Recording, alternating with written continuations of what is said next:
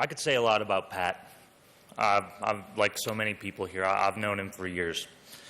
The first time I met him, he pepper sprayed me. That was when I was in the academy, not because he disliked me. That actually came about 4 years ago when I came to the civil unit, where I was promoted to a sergeant. We got along very well, actually. The first thing he told me when I got there was that the DFCs actually run the unit. We just likes to let the supervisors think they're in charge so that I'll keep the overtime flowing. I relied on him probably more than any other deputy in that unit. He had a lot of experience there, and he was very passionate about his job. He could be rough around the edges if you'd known him. I'm sure most people knew that about him. But he had the type of personality that everybody liked. He was easy to talk to. He could talk to anybody about anything. He knew a little something about just about everything. And maybe that's why we got along so well. Whether it be about wars, Ireland, hiking, wines, he knew about it, and he loved to talk. He could go on and on. He served his country and his community and the agency.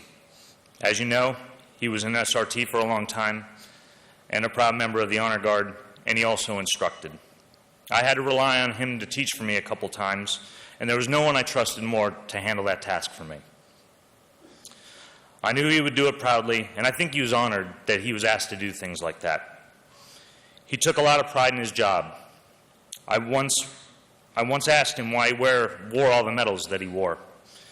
He told me that, in that special Pat way of speaking, and if you knew, he loved air quotes, he would say, "Oh no, I'd earned every one of these, and I wanted people to know it doesn't matter what unit we work in, what assignment we have, that some of us bust our backsides doing this job, and people should know it."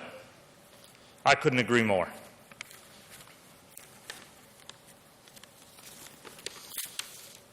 To his family and friends, I would like to say that Pat is the type of deputy we all strive to be.